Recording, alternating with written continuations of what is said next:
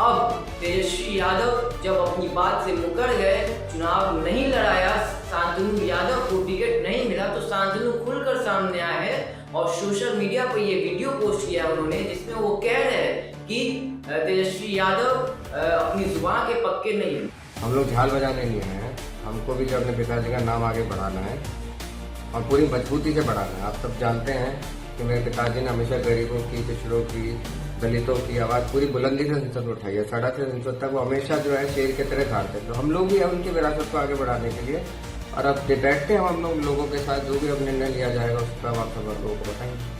अब मेरे पिताजी के साथ काफ़ी लंबा उनका राजनीतिक जीवन रहा है, हमारे अभिभावक थे, तो हमने सोचा कि चलिए ठीक है, अब लालू जी कह रहे हैं तो हम लोग विधानसभा में लगते हैं। उन्होंने कहा कि देखिए यहाँ पर ज़्यादा जरूरत है, तेजस्वी जी के कंधे को मजबूत करेंगे, हम लोग सरकार बनाएंगे। हमने कहा चलिए ठीक है लालू जी, और तेजस्वी जी का ये कहना है तो हम लोग यहाँ लगते हैं और इस पर काम करते हैं। हमारा खुद से कभी मन नहीं था विधानसभा लड़ने का, हमारे लोगों ने हमको जो है काफ़ी इसमें जो है बोला कि आप नहीं, आप लगिए।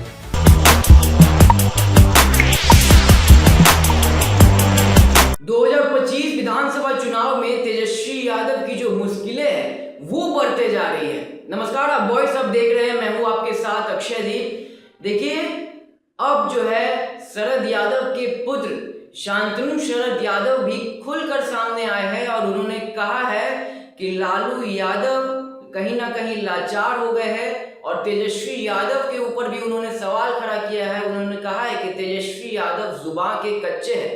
दरअसल मामला टिकट वितरण को लेकर है। शांतनु यादव ने आरोप लगाया है कि मधेपुरा से उनको टिकट मिलने की बात कही गई थी, पर अब पार्टी ने उनके जगह पे प्रोफेसर चंद्रशेखर को चौथी बार चुनावी मैदान में उतारा है, और इसको लेकर शांतनु काफी नाराज दिख रहे हैं। आपको याद होगा वर्ष 2023 में शरद यादव ने अपनी पार्टी लोकतांत्रिक जनता दल का विलय राष्ट्रीय जनता दल में कर दिया था। तेजस्वी यादव खुद गए थे शरद यादव के आवास पे और उन्होंने बात की थी। शरद यादव ने कहा था कि तेजस्वी यादव देश बिहार ही नहीं बल्कि पूरे देश के सभी विपक्षी नेता को एक साथ लाके एक मंच पे खड़ा करे, और उन्होंने तेजस्वी यादव पर काफी भरोसा भी जताया था। यहाँ तक कहा था कि मेरी जो विरासत है अब मेरे बेटे आगे बढ़ाएंगे और कंधे से कंधा तेजस्वी यादव मिलाएंगे। काफी भरोसा जताया था तेजस्वी यादव पर दिवंगत अभिनेता, माफ कीजिएगा, दिवंगत नेता शरद यादव ने। हालांकि अब तेजस्वी यादव जब अपनी बात से मुकर गए, चुनाव नहीं लड़ाया, शांतनु यादव को टिकट नहीं मिला, तो शांतनु खुलकर सामने आए हैं और सोशल मीडिया पर ये वीडियो पोस्ट किया उन्होंने, जिसमें वो कह रहे हैं कि तेजस्वी यादव अपनी जुबान के पक्के नहीं है। बात दरअसल ये है कि 2024 के लोकसभा चुनाव में शांतनु को मधेपुरा से चुनाव लड़ने की बात कही गई थी। हालांकि उस वक्त लालू यादव सामने आया, लालू यादव ने शांतनु को मना कर दिया कि अभी लोकसभा का चुनाव नहीं, 25 की चुनाव की तैयारी में लग जाओ, यानी कि विधानसभा के चुनाव की तैयारी में लग जाओ। तो कहीं ना कहीं लालू यादव ने बता दिया था कि आप 24-25 के चुनाव में मैदान में रहेंगे, पर अहम वक्त पे टिकट कटने से शांतनु नाराज हो गए। शरद यादव बहुत बड़े नेता थे, सिर्फ बिहार ही नहीं बल्कि मध्य प्रदेश और उत्तर प्रदेश से भी उन्होंने लोकसभा का चुनाव जीता। 3 राज्यों से जीतने वाले इकलौते कह सकते हैं कि नेता है जो 3 राज्यों से लोकसभा का चुनाव जीते, और उसके बाद 7 बार वो लोकसभा का चुनाव जीते हैं। हालांकि मधेपुरा से 4 बार जीते हैं। मधेपुरा सीट कहीं ना कहीं शरद यादव का घर माना जाता है। तो ऐसे में शांतनु काफी उम्मीद लगाए थे कि मधेपुरा से उन्हें टिकट मिले, पर टिकट नहीं मिलने को लेकर नाराजगी दिख रही है, और ऐसे में तेजस्वी यादव की जो मुश्किलें हैं वो अब बढ़ते जा रही है। एक तरफ एनडीए के नेता लगातार उन पे तंज कस रहे हैं, तो वही दूसरे तरफ उन्हीं के घटक दल, कभी कांग्रेस सवाल खड़े कर दे रही है, कभी मुकेश सहनी कुछ कह दे रहे हैं। तो अब शांतनु भी इस लाइन में, इस भीड़ में सामने खड़े हो चुके हैं, और शांतनु भी खुली तौर पे बगावती तेवर में नजर आ रहे हैं। और शांतनु ने इमरजेंसी बैठक भी बुला ली है अपने लोगों के बीच। वो बने हुए हैं लगातार और बात कर रहे हैं क्या हो सकता है, क्या आने वाले दिनों में शांतनु एक अपना जो पुराना दल है लोकतांत्रिक जनता दल, क्या उसे वो एक्टिव करेंगे, क्या फिर से एक नया दल इस चुनाव में देखने को मिलेगा या फिर शांतनु निर्दलीय ही मैदान में उतरेंगे, अभी इस पर चर्चा चल रही है।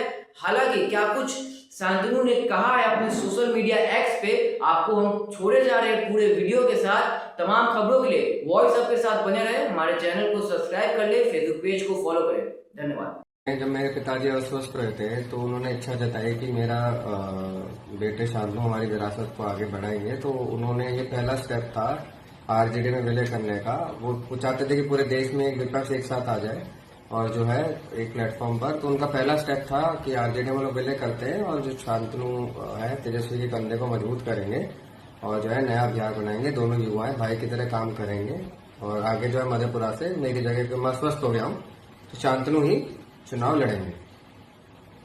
तो उनका ये कहना था। उसके बाद जब लोकसभा अगले साल उनका देहांत हो गया और देहांत के बाद थोड़े दिन बाद ही लोकसभा था, तो हम तो आश्वासन था कि हम लोग लड़ेंगे चुनाव मधेपुरा से और पूरी तैयारी हम लोगों की थी। लोगों में था कि काफी जो है साहब के प्रति था कि नहीं इस बार हमको जो है शांतनु को सदन में भेजना है, यही हमारे लिए सच्ची श्रद्धांजलि होगी उनको सदन में भेजना। तो हम पूरी तैयारी करके थे, तो देखा एक जो है लोकसभा से पहले लालू जी और तेजस्वी जी बोले कि देखिए शांतनु लोकसभा नहीं आप विधानसभा में तैयारी करिए।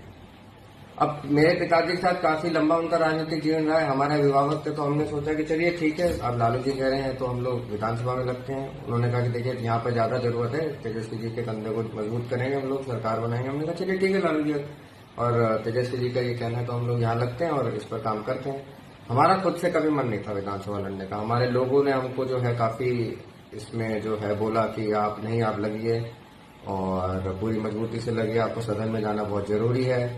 तो हम इसी के चलते जो है लोगों ने काफी जो है हमारी इसमें भूमिका, लोगों की बहुत ज्यादा भूमिका थी कि आप इस बार विधानसभा लड़िए। तो हम लोग फिर इस बार जब विधानसभा का सब चल रहा था तो इस दौरान हम गए, तो इस बार फिर दोबारा आखिरी में जो है हमको ना किसी का करके किसी और का दे दिया। तो फिर लोगों का था कि सर आप देखिए कि अब कैसे चलेगा, क्योंकि राजनीति में हम लोग झाल बजाने नहीं आए हैं, हमको भी जो अपने पिताजी का नाम आगे बढ़ाना है और पूरी मजबूती से बढ़ाना है। आप सब जानते हैं कि मेरे पिताजी ने हमेशा गरीबों की, पिछड़ों की, दलितों की आवाज पूरी बुलंदी से संसद में उठाई है। सड़क से संसद तक वो हमेशा जो है शेर की तरह धारते। तो हम लोग भी अब उनकी विरासत को आगे बढ़ाने के लिए और अब बैठते हैं हम लोग लोगों के साथ, जो भी अब निर्णय लिया जाएगा उस पर हम आप सब लोगों को बताएंगे।